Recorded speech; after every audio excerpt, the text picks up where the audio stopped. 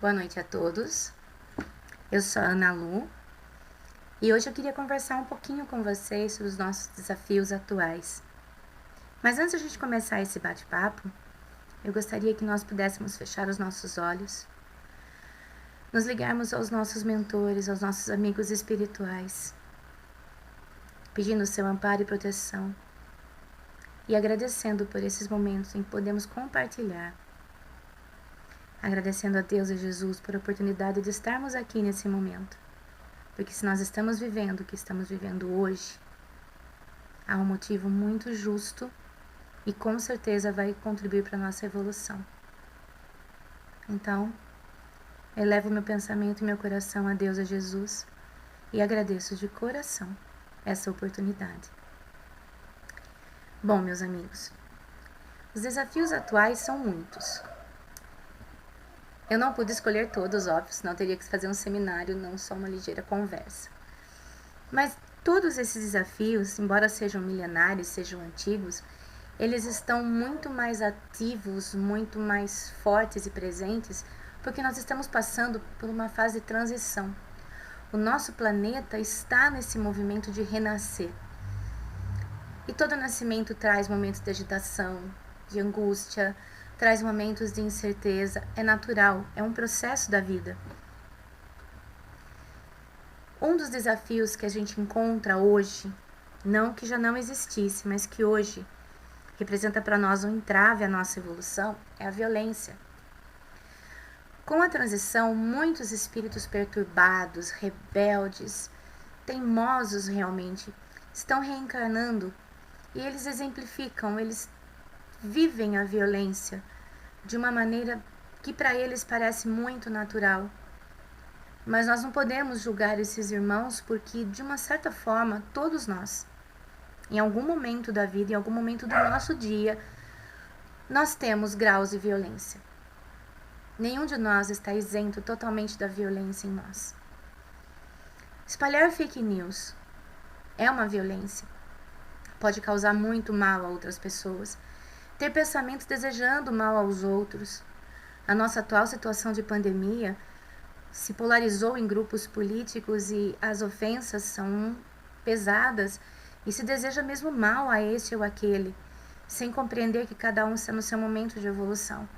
E que se nós estamos aqui passando por tudo isso, tem um motivo justo. Não há vítimas. Quando nós dizemos palavras ofensivas, quando nós temos realmente intenção de ferir alguém, nós estamos irritados, nós estamos com raiva e nós nos deixamos levar por essas palavras ou por atitudes violentas. Nem sempre a violência se traduz simplesmente em machucar fisicamente alguém. Algumas feridas psicológicas doem muito mais e são de muito mais difícil recuperação. Atitudes violentas no trânsito, ter discursos que incentivem a violência. Quantas vezes nós entramos no Facebook, no WhatsApp, no Instagram, seja qual for a mídia social, e vemos um comentário que não nos agrada. O ideal seria passar à frente, não discutir.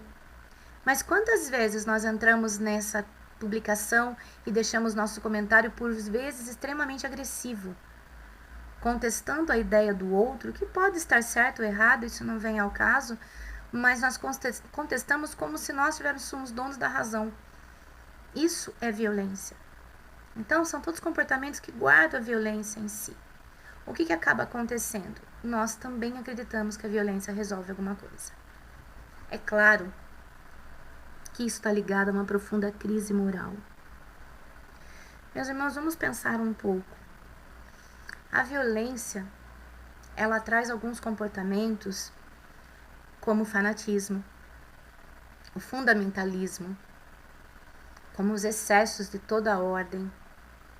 Só para lembrar, fanatismo são pessoas que acreditam numa ideia e defendem como se ela fosse a única ideia possível.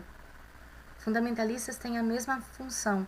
A diferença é que o fanático, normalmente, ele está ligado a alguma coisa com um âmbito até emocional. Isso acontece com time de futebol, isso acontece com política, isso acontece com religião. Essas coisas não são o problema. O problema são como nós agimos. Nós estamos vivendo uma época muito pesada em relação a essa situação.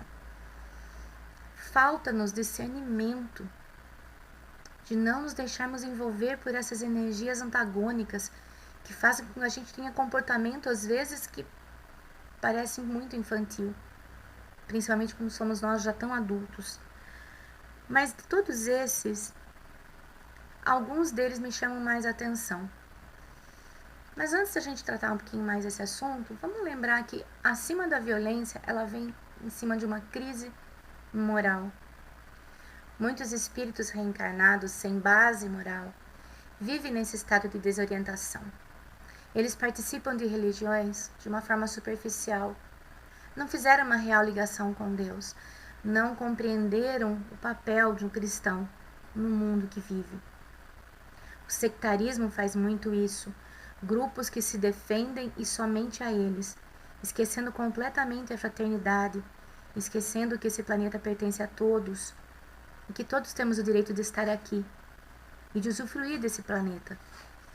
São pessoas que se prendem completamente a uma única situação, não admitem que uma pessoa tenha uma outra opinião. Esse tipo de coisa costuma atrair os invigilantes, ou seja, todos nós, né? Num momento ou em outro, a nossa sintonia cai. Quando nós começamos a ler muitas notícias sobre a pandemia, ou situações políticas, ou mesmo discussões religiosas, é muito difícil manter o equilíbrio. Por isso, uma das coisas que é muito importante para que a gente consiga evitar esse tipo de coisa é procurar escolher com calma o que a gente lê, o que a gente ouve, quanto tempo a gente passa numa mídia social.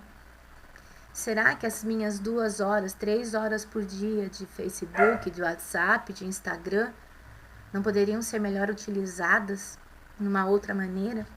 Num estudo, ouvindo uma palestra, conversando com alguém que precisa de uma voz amiga? Eu sei que no dia a dia a gente se deixa levar meio pelo piloto automático, mas são coisas que nós já temos condições de começar a perceber.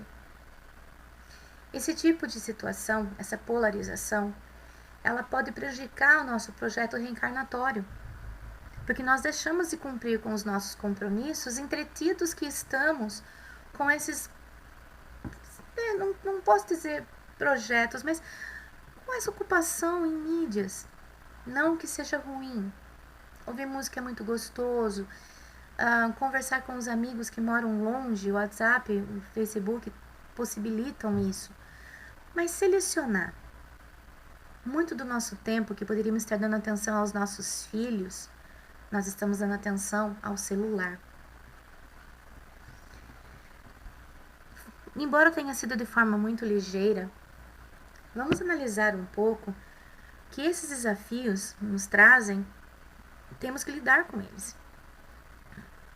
Nenhuma pessoa que se diga cristã ainda pode se compactuar com a violência. E a violência está na base da sociedade, a violência dentro da família, a violência doméstica, a violência psicológica, a violência no trânsito, a violência nos discursos. Se nós não tivermos uma vigilância, nós vamos ser tragados pela violência, porque nós ainda temos dentro de nós resquícios de épocas em que éramos muito mais violentos do que hoje. Então, como lidar com esses desafios? Claro que o que está aqui são só alguns apontamentos. Não encerra o assunto de maneira nenhuma. Simplesmente abre espaço para outras reflexões. Para mim, o mais importante para lidar com esses desafios é entender o que é realmente ser cristão. Pautar nossa vida pela ética do Cristo. Mas o que seria a ética do Cristo? No Evangelho segundo o Espiritismo, capítulo 1, item 9, está lá o texto. O Cristo foi o iniciador da mais pura, da mais sublime moral, da moral evangélico-cristã, que há de renovar o mundo, aproximar os homens e torná-los irmãos, que há de fazer brotar de todos os corações a caridade e o amor ao próximo, e estabelecer entre os humanos uma solidariedade comum, de uma perfeita moral, enfim, que há de transformar a terra. Quando eu li esse texto, o que me veio na mente foi que está em nossas mãos equilibrar razão e emoção. Está em nossas mãos melhorar a nossa ética. Está em nossas mãos as mudanças que devem ser feitas. Não estou dizendo que as pessoas que estão em cargos de poder não tenham grande responsabilidade nessas mudanças. Eles têm. Só que nós não estamos nesses cargos. Nós não podemos começar a compreender tudo que isso acarreta, o peso de responsabilidade que isso traz. Não nos compete o julgamento, embora eu admita que é muito difícil não julgar. Muito. Mas é um exercício diário. Agora vamos analisar, com todo amor e carinho. Eu posso acordar e começar o meu dia de mau humor porque eu acordei cedo, ou eu posso começar o meu dia abrindo um sorriso a hora que eu abri os meus olhos, agradecendo a Deus a bênção de mais um dia de vida, de mais um dia com saúde, em que eu levantei da minha cama sozinha, em que eu pude ir para minha cozinha preparar um café porque havia comida, porque eu estava bem para me alimentar, porque eu tinha condições de fazer isso. Só isso já é motivo de gratidão. Mas nós vivemos de novo naquele piloto automático. Então a gente acorda já achando que ganhou o dia que merecia. Não para pensar que um dia de vida é um presente, que pode não se repetir amanhã. Muitos de nós perderam pessoas para a pandemia. Não pudemos nem nos despedir. É uma situação dolorida, que causa algumas feridas. Nós somos gratos por estarmos aqui. Nós somos gratos por todo o sacrifício do Cristo, por tudo que Ele fez, e Ele não fez pensando em cobranças. Ele fez única e exclusivamente por amor, porque Ele acredita em nós. Ele estende os seus braços amorosos até nós e nos acolhe. E falta esse acolhimento. Aonde não há acolhimento, a violência se instala. Aonde não há compreensão do limite do outro, assim como nós gostaríamos que os outros entendessem os nossos limites. Há necessidade, meus amigos, de que o coração fale mais alto nessas horas. A perfeita moral vem da nossa reforma íntima. Ninguém pode fazer isso por nós. Ninguém pode fazer por nós o que nos compete. Os nossos mentores nos ajudam quando nós nos ligamos a eles. Mas quantas vezes por dia a gente conversa com o nosso mentor? Isso me foi indagado ontem e eu fiquei pensando, quantas vezes por dia eu paro alguns minutos, entro em prece e converso com o meu mentor? Será que eu só falo com ele na hora de dormir? Às vezes quando eu acordo de manhã? Ou quando eu estou com algum problema muito sério? Estou fazendo do meu mentor um banco de reclamações? Ou vejo nele um amigo querido, que está disposto a me ajudar, mas que eu preciso melhorar minha sintonia para que eu possa ouvi-lo? Se pautar pela ética do Cristo é entender que cada ser humano está num processo individual, que tudo que nos acontece tem uma razão de ser, e que não adianta se preocupar com coisas que estão fora do nosso controle, e que é legal a gente ocupar o nosso tempo com coisas que nós podemos controlar. E o que nós podemos controlar de verdade? As nossas emoções e como reagimos a elas, porque sentir não tem como evitar.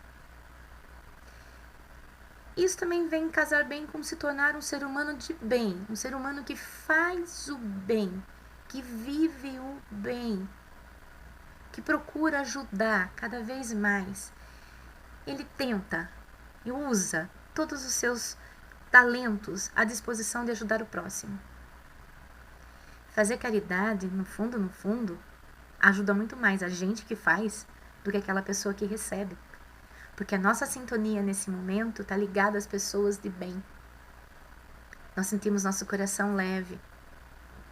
O sorriso até vem, mesmo que por dentro a gente tenha alguma dorzinha que tá lá no fundinho incomodando, mas aquele ato de generosidade e amor nós damos com carinho, com atenção, querendo o bem do outro, sem interesse, sem querer aparecer em mídias, sem querer aplausos. É apenas nós e Deus. E nesse momento a nossa ligação com o Criador se estabelece de uma maneira mais suave e mais sentida. E aí algumas pessoas falam assim, mas Deus não estava comigo nos meus momentos de dor. Meus amores, Ele sempre esteve conosco. Somos nós que não temos capacidade de entendê-lo, de absorver essa energia tão boa que Ele manda pra gente. Como eu estava falando antes, não é possível que um cristão, que se diga cristão, ainda se entregue à violência e aos excessos. E, no entanto, todos nós, de uma maneira ou de outra, às vezes nos entregamos à violência e às vezes nos entregamos ao excesso.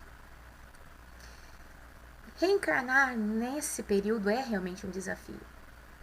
É um desafio profundo. Se nós estamos aqui, nós precisamos estar aqui nesse momento. Se nós convivemos com seres extremamente violentos, é para nos mostrar o quanto a violência é prejudicial. Os excessos podem ser de todas as ordens. O excesso até mesmo no tempo que a gente passa nas mídias, o excesso na alimentação, o excesso na maledicência. Aliás, a maledicência não deveria nem existir na nossa vida.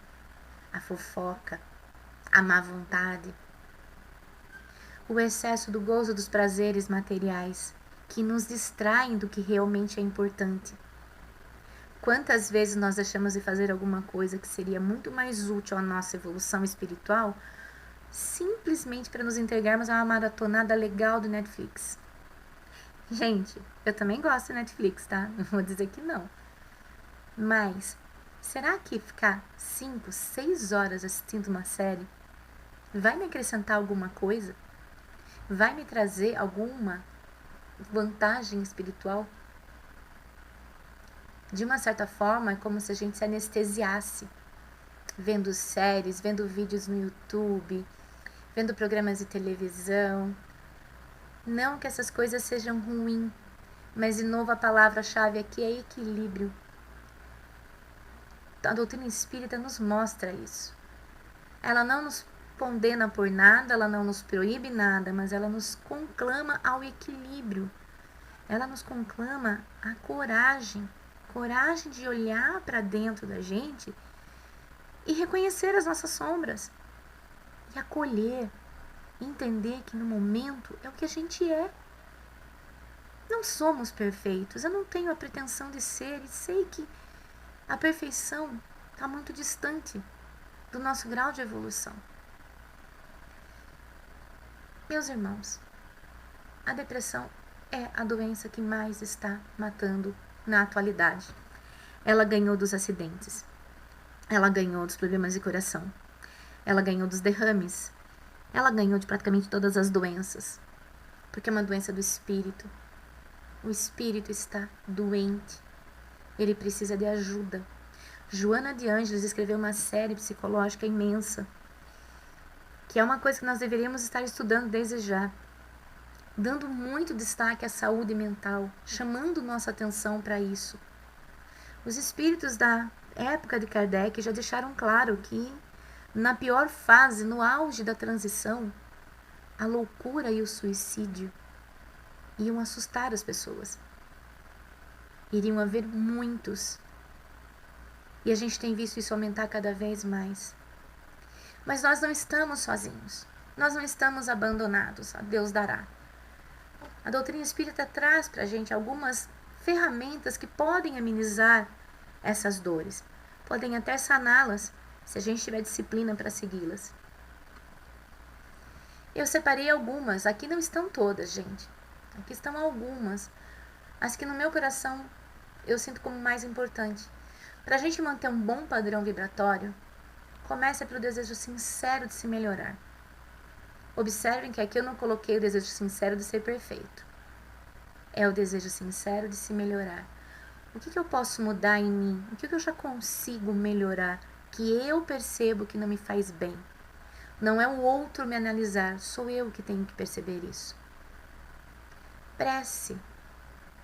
Não adianta rezar um Pai Nosso no automático quando acorda.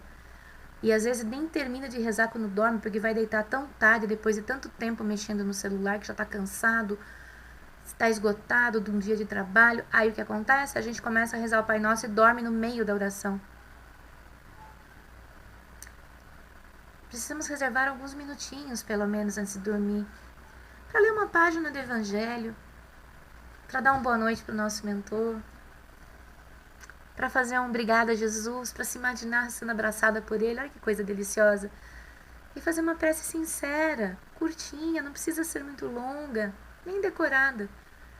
Mas aqueles 5 minutinhos que a gente realmente dedica a isso. Não é muito, né? E de manhã a mesma coisa.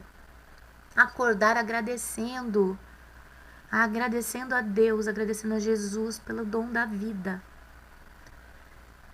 Prática do bem e da caridade, eu considero isso um remédio antibiótico.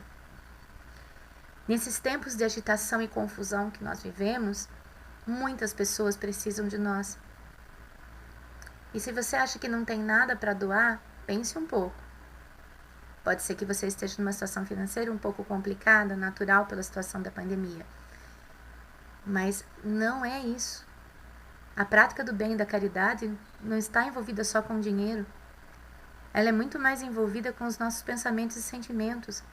Às vezes, tudo que uma pessoa precisa é te ouvir.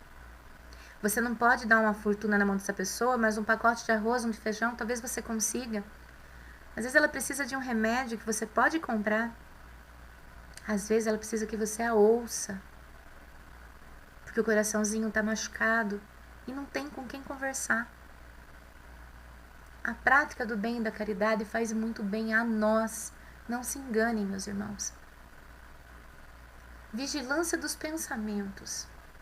Se ao invés de eu focar minha atenção nas notícias ruins do jornal, eu focar minha atenção na saúde, no amor, emitir uma vibração de amor, de saúde, de paz ao mundo. Observem a imagem que eu coloquei à sua volta nesse nosso slide. É assim que as energias circulam em redor do nosso planeta. Nós escolhemos o tipo de energia que queremos emitir. O problema é que a mídia traz só notícia ruim, porque notícia ruim dá ibope. Então é muito mais cômodo falar de coisas como crimes, como brigas, como situações políticas complicadas, do que falar de coisas boas. Será que nós precisamos mesmo ouvir jornal 10 vezes por dia, as mesmas notícias? E os nossos pensamentos vão tomando uma forma que nos trazem angústia, porque nós estamos criando situações na nossa mente. Ainda não aconteceu, mas nós já imaginamos toda a trajetória a partir de uma única notícia. Ou o que é pior, nós pegamos uma notícia, julgamos, já condenamos e desejamos o mal para alguém. Se a gente emite esse tipo de energia, ela volta para nós. E isso transforma o nosso dia num dia mais complicado. As leituras edificantes, meu Deus, a gente tem uma quantidade tão grande hoje em dia, tão grande. Não precisa ser um livro inteiro. Normalmente não se tem muito tempo para leitura durante a semana. Uma página, 2 parágrafos que seja, mas uma leitura que te ligue à sintonia do bem maior. O evangelho no lar nem se discute. Todo espírita deveria fazer, e se não faz, por caridade, meus irmãos, comecem. Não existe nada melhor para uma família do que fazer o evangelho no lar. Do que nos juntarmos naquele dia da semana específico, com o horário certinho, ler uma página do evangelho e fazer comentários saudáveis. Não apontar dedo para ninguém. A hora do evangelho não é hora de acusação, isso serve para fulano, isso serve para ciclano. É hora de interiorizar o que serve para mim, que está sendo falado naquele momento. É hora de vibrar pelo bem do outro, pelo bem da minha rua, pelo bem das minhas familiares, pelo bem da cidade, do estado, do país, pelo bem do planeta. É desejar o bem. E essa onda de amor que sai de nós pode atingir lugares muito distantes. Depende da nossa vontade. Eu coloquei aqui o meditar, Porque eu tenho feito isso ultimamente. Eu confesso que sou uma pessoa um pouco ansiosa, e no começo foi meio complicado, porque aquela coisa do venha logo paz interior porque eu tô com pressa, é uma brincadeira que fazem muito com quem tá fazendo meditação, mas no começo é verdade, a gente não tem aquela paciência. Mas eu persisti, peguei algumas meditações que são guiadas, coloco um pouco antes de dormir, eu faço uma meditação 5, 10, a maior que eu já fiz foi de 15 minutos, não consigo realmente ainda fazer uma coisa mais longa, mas eu tenho percebido que os dias que eu conseguia meditar, eu dormia melhor, a qualidade do meu sono era melhor, eu ficava mais tranquila. Então, eu super aconselho a meditação nesse sentido, mas que cada um busque o que fica melhor para si. Às vezes o meditar pode ser durante lavar sua louça. Se você está ali naquele momento, prestando atenção no que você está fazendo, focado exatamente no que você está fazendo, não deixa de ser uma forma de meditação. São atitudes, ferramentas como essas que protegem o nosso mundo mental, que nós conseguimos manter uma certa sanidade, que nós conseguimos manter o equilíbrio. Não é fácil, mas não é impossível. Lembram que eu falei sobre lavar o prato meditando? Pois é, isso se chama mudança de foco. Quando a gente consegue ficar calmo, quando a gente muda o foco do que a gente está prestando atenção, as emoções se equilibram. Quando a gente foca muito num problema, nós não conseguimos enxergar a solução, porque a nossa mente está completamente focada no problema. E junto com ele vem toda a carga emocional. Então eu fui atrás do Evangelho segundo o Espiritismo. E lá no capítulo 5, item 14, tinha esse comentário. A calma e a resignação adquiridas na maneira de encarar a vida terrena e a fé no futuro dão ao espírito uma serenidade que é o melhor preservativo da loucura e do suicídio. Quando eu li essa frase, eu falei, Senhor, tenho tanto a aprender. Vem na mente, né, que a gente não consegue sempre manter essa calma. Essa calma, essa resignação, são as marcas de espíritos muito trabalhados já, que já fizeram muitas coisas que nós estamos ainda em processo de fazer. Mas tem coisas que nós podemos fazer. Vamos entender o seguinte, o pensamento negativo ele tem força, como o pensamento positivo também, mas o negativo a gente dá mais ênfase para ele. Quando nós começamos a pensar alguma coisa negativa, a gente começa a alimentar esse pensamento. E ele vai formando uma espiral que sai do nosso controle e nos arrasta para a tensão, para a angústia, para a ansiedade. A gente entra em pânico por uma coisa que simplesmente nem aconteceu. Tudo parece que está muito excessivo, que a gente não vai dar conta, que nós não vamos conseguir. E é uma sensação muito ruim.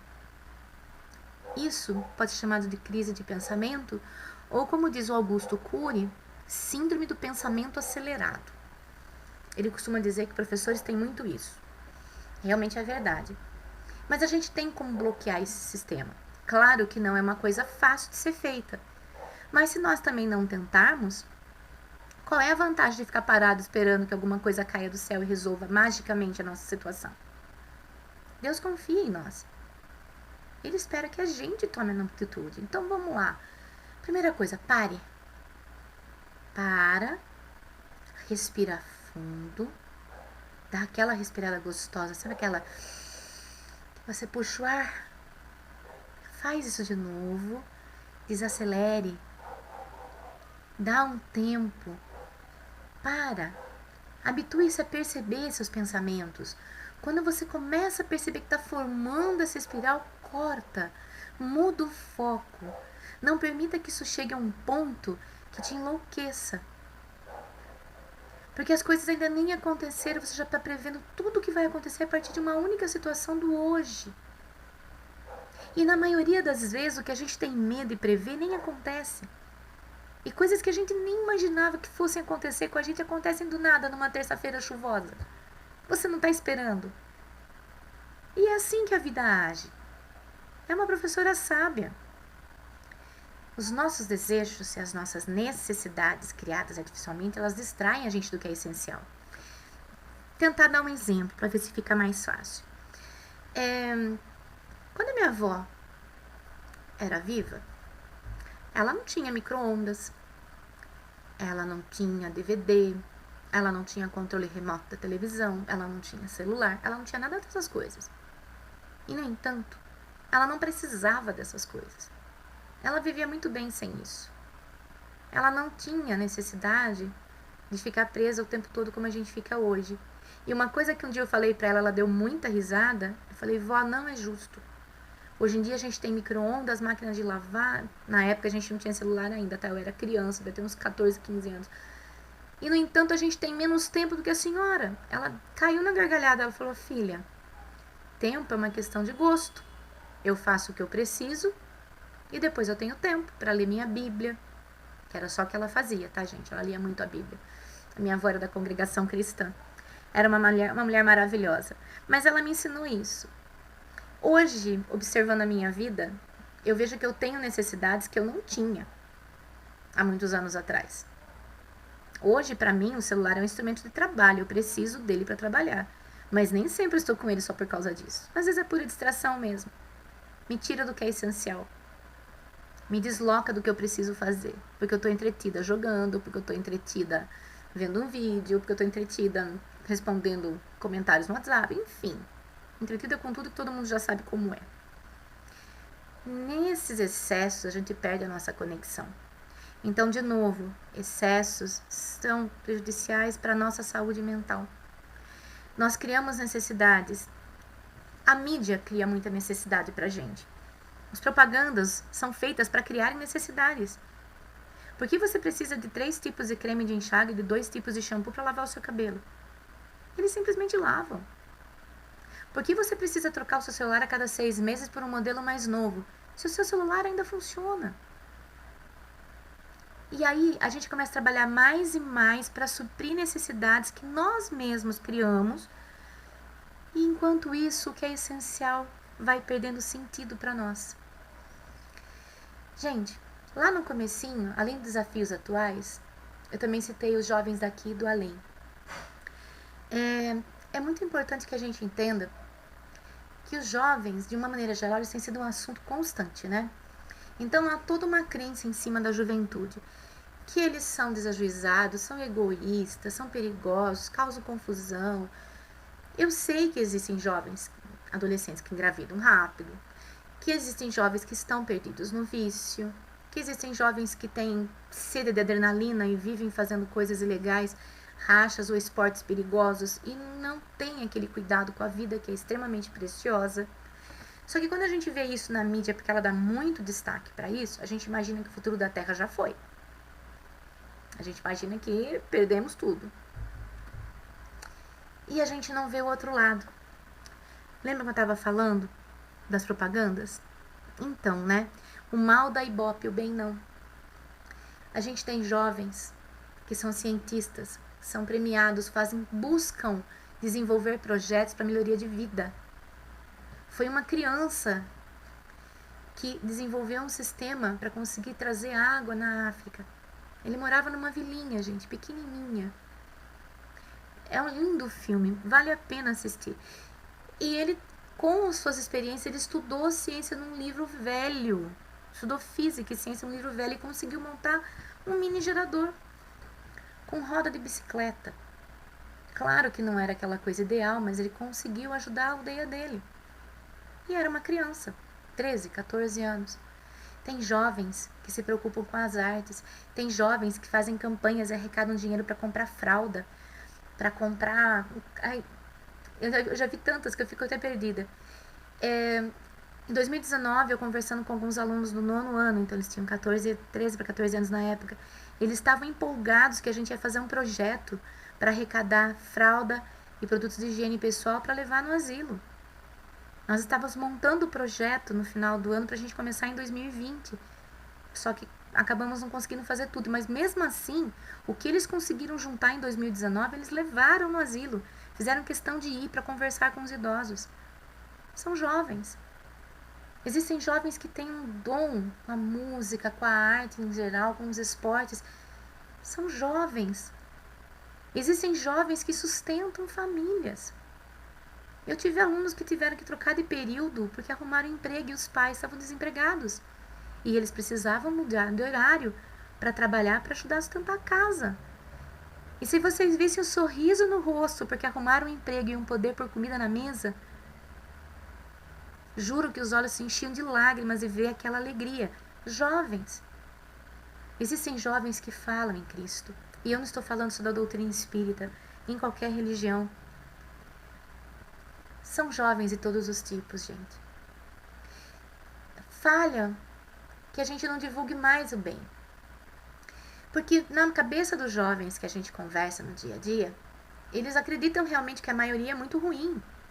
Que a juventude está meio perdida, que só pensa em besteira, que começam relações sexuais muito cedo, que experimentam vários vícios muito cedo e acabam ficando entediados com a vida. Mas, gente, também tem o outro lado, sabe? A juventude também tem esse lado de entusiasmo, de alegria. E muitos desses espíritos são muito mais antigos do que nós. Reencarnaram nesse momento para nos ajudar a entender o que realmente é importante. Nós temos uma tendência a olhar para o jovem como se ele fosse uma tela em branco, que a gente vai imprimir o que quiser lá, e não é verdade. Muitos deles dizem coisas, às vezes, que você fica olhando e fala, meu Deus do céu, eu não tenho essa maturidade que esse moleque de 14, 15 anos, 17, 18 tem. Então, vamos olhar para eles com um outro olhar, mudar o nosso foco de atenção. Mas temos que lembrar também dos jovens que desencarnaram prematuramente. Alguns se perdem no caminho, né? E quando eles chegam no plano espiritual, a consciência de que perderam tempo é muito dolorosa. Muito. Ninguém precisa apontar o dedinho para eles falar, eu te disse. Eles sabem. Eles sabem, mas eles precisavam, quando encarnados, daquela mão firme, daquela educação segura, que impõe limites, que ensina o que é certo ou o que é errado, que não é amiguinho do filho, não desce do patamar de pai e mãe para ser amiguinho de filho. Não que nós não possamos ter esse amor com os filhos, mas acima de tudo o nosso compromisso é educá-los. É um compromisso muito sério. Não dá para ser amiguinho. Tem que haver esse tipo de relação, pai e filho, mãe e filho. Nós acabamos perdendo eles no caminho. Eles podem ter tido várias conquistas externas, tá? Se assim fosse o que valesse a pena, muitas crianças, muitos adolescentes que viraram ídolos na televisão não teriam tido histórias tão tristes. Mas isso não trouxe um desenvolvimento psíquico. Então eles ficam com aquele efeito de vazio, aquela falta, e começam a se jogar nos prazeres da vida buscando sentir. Porque eles já perderam o encanto. Coisas que hoje ainda me encantam, às vezes para um adolescente de 17, 18 anos, isso já não é mais interessante. Porque a vida dele está saturada de excesso de informação, excesso de estímulos, mas que não são direcionados. Se viciam, se entregam ao tédio. E essas emoções, elas são predatórias no sentido que elas vão te levando para um buraco sem fundo. Quando Joana de Ângeles fala nesse assunto, ela não está falando para nos criticar ou para que a gente desista, falar, isso aí está muito difícil, vai ser sempre assim. Porque, afinal de contas, nós somos adultos hoje que fomos criados por pais que eram muito duros. Nem sempre nós nos sentimos amados. Com certeza fomos. Não é esse o ponto, mas não nos sentimos. Faltou para nós essa sensação de acolhimento. Mas os nossos pais fizeram o melhor que eles puderam com as ferramentas que tinham. Devemos a eles nossa eterna gratidão, nosso eterno amor e respeito. Mas nós podemos fazer diferente com os nossos filhos, mas não permissividade. Muitos desses corpos jovens são espíritos comprometidíssimos com as atitudes infelizes de imaturidade. Que se eles pudessem, eles não fariam de novo. Assim como nós. Para pensar um pouco, por um momento, lembra de você com 15 anos, 13, 9 anos. Por um momento se olhe. Imagine uma situação que você viveu nessa idade.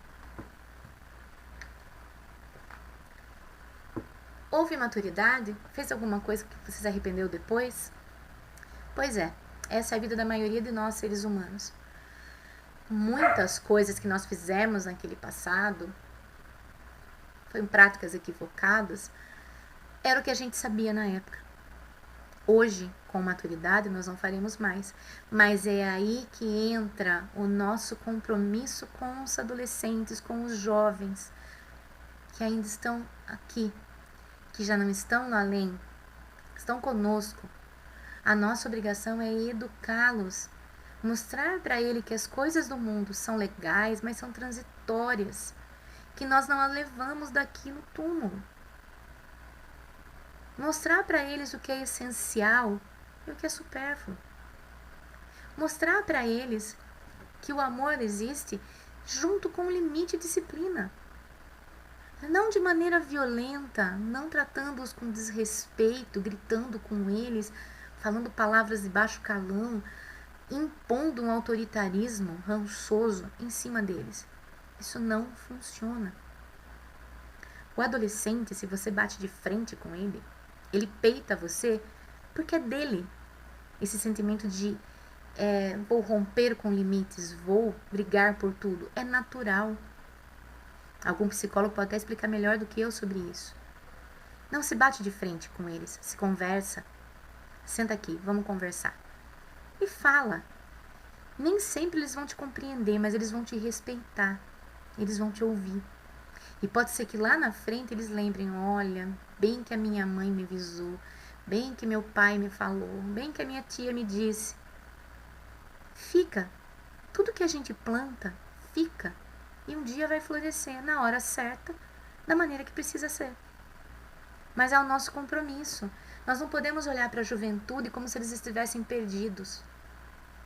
No além, quando os jovens desencarnam de forma violenta, e isso tem acontecido bastante também por esse descaso, essa falta de amor pela vida, eles têm todo um tratamento. Só que lá, o equilíbrio do lugar, a sintonia, o padrão vibratório elevado favorece o desenvolvimento. Então eles traçam planos, eles sonham, eles querem voltar. Só que quando eles chegam aqui, eles precisam de pais equilibrados, pais que entendam sua função. Que o seu filho não precisa ter o celular último tipo para estar feliz, ele precisa de você. Ele precisa saber que pode contar com você. Ele precisa entender que a família é mais importante que um carro zero. Não desmerecendo um carro zero, mas não é esse o ponto da vida. As nossas relações afetivas têm muito mais peso na nossa vida espiritual do que as nossas propriedades, nossos bens materiais. É muito bom ter, não vou dizer que não seja, mas não é o foco. A nossa responsabilidade com eles é enorme. Nós somos exemplo. Então, olha a situação. Como é que eu ensino o meu filho a ter respeito aos mais velhos se eu grito com a minha mãe? Se eu maltrato um idoso na fila do banco porque ele está demorando muito? Meu filho vê isso. Adianta a minha palavra se a minha atitude não combina com a minha palavra? Os jovens de hoje em dia estão vivendo num mundo muito acelerado. Nós tivemos muito tempo para crescer. A nossa geração foi mais tranquila. De uns anos para cá, dos anos 90 mais ou menos, 2000 principalmente, as coisas começaram a evoluir de uma tal maneira. Eu sou do tempo da internet de escada, gente. Tô entregando a idade. Eu sou do tempo da internet de escada, que você deixava horas, às vezes colocava de noite. E largava a noite inteira tentando discar aquela bendita coisa para fazer baixar um filme. Eu sou do tempo que a gente ia em locadora pegar filme para assistir no final de semana. E chegava lá, às vezes todos os lançamentos tinham ido embora, né? A gente escolhia algum que já gostou. Era um evento você ir numa locadora pegar um filme, assistir. Hoje, eles têm na palma da mão a Netflix, a Amazon Prime, enfim, outros, a Disney agora, né? Ou seja, eles podem assistir filmes a hora que eles quiserem, na palma da mão. Perdeu a graça. É nesse sentido que vem o tédio. Nada tá vindo para eles de uma forma trabalhada. Aí eles chegam na escola e lá a gente bate de frente com eles. Fala, pera lá, meu amor, aqui você vai fazer o que tem que ser feito. No começo, gente, é impressionante. Eles ficam muito bravos. Mas depois de um tempo, eles pegam um ritmo. E é aí que é a coisa do exemplo. Se você dá o bom exemplo, eles te acompanham. Se você demonstra amor por eles e verdadeiro, eles sabem. E eles te devolvem em dobro. É muito gratificante estar perto dos jovens. Eu gosto muito. Minha paixão é trabalhar com os adolescentes. Eu gosto demais deles. E eu entendo essa responsabilidade. E às vezes ela me assusta um pouco. Eu não sou mãe de todos eles, eu tenho só um filho biológico. Mas de uma certa forma, eu acabo virando uma mãe de cada aluno que passou por mim. Porque eu os escuto. Eu tento entender. Nem sempre eu entendo, gente. Mas eu procuro entender. Procuro dar para eles equilíbrio, orientar, sem ferir o livre-arbítrio de cada um deles. Dizer que eu acerto sempre? Claro que não, nenhum de nós vai acertar. Mas não é porque a gente não vai acertar sempre que tem que se permitir dominar pelo medo e não fazer. Muitos pais e mães hoje em dia têm medo de pôr limite aos seus filhos, medo que o filho não ame mais. Você ama mais a mamãe ou o papai? Senhor, tome conta. Ele ama. Não se cobra amor de criança. Em primeiro lugar, a gente precisa dar para eles estrutura. Eles precisam dessa estrutura. No desafio que a gente está vendo no mundo atual, se a gente quer reduzir o suicídio entre os jovens, temos que dar para eles alguma coisa que dê a eles estrutura. Nós precisamos ser exemplos. E eu sei que às vezes nós também não estamos bem. Mas é aí que é o X da questão. Quando alguém precisa de nós, a gente se equilibra. A nossa responsabilidade em ser exemplo é dar para eles equilíbrio, orientação e ter bom ânimo. Nenhum de nós está livre de errar. Errar faz parte da vida. Errar é processo de aprendizagem. É natural. Não tem nada de errado em não acertar de primeira. Acontece. O que pesa aí é o nosso compromisso. Pedir desculpas para um adolescente se nós erramos é muito necessário, porque você está ensinando para ele que quando ele erra, ele também tem que se desculpar. Está ensinando para ele a ter respeito. Está ensinando para ele a ter empatia. Hoje em dia, uma das coisas que mais está faltando na nossa sociedade é a empatia. Estamos anestesiados por tantas notícias ruins, por enxurradas de comentários que acabam nos tirando dessa capacidade de ter empatia pelo próximo. Nós precisamos entender esse lado. Nós precisamos compreender que acima de tudo, precisamos amá-los. Esse nosso amor vai trazer equilíbrio para eles. Vai ser 100% garantido? Gente, nada nesse mundo é 100% garantido. Nós vamos fazer o nosso melhor e entregar o que nós não podemos resolver na mão de Deus. A gente tem que ter esse olhar para a juventude. Nós podemos ajudá-lo, mas em momento nenhum tirar a autonomia dele. Ele tem que se tornar um ser autônomo, independente. A criatividade deles. Não abafa isso. Deixa eles terem as ideias mais malucas que forem, porque às vezes as ideias deles são melhores que as nossas. A capacidade de se encantar, a alegria de viver. Temos que alimentar isso neles. Para que quando eles fiquem adultos, sejam adultos mais centrados, capazes de ter um comportamento empático. Lembrem-se, meus queridos, que eles serão os adultos quando nós formos os idosos. Com que tipo de adulto você quer viver? Quando você pensar em jovem, pense em um espírito que pode ser mais evoluído que nós, ou em um espírito extremamente comprometido. Mas de qualquer maneira o tratamento não muda. Nós precisamos acolher esse jovem, para que ele sinta em nós segurança. E com isso, nós vamos vencer os desafios atuais. Eles vão vencer o desafio atual e nós vamos estar contribuindo para que o nosso planeta se transforme em um planeta de regeneração. E que nós tenhamos a oportunidade de continuar aqui. Participamos do auge da regeneração. Espero por Deus que nós mereçamos estar aqui quando o planeta estiver regenerado.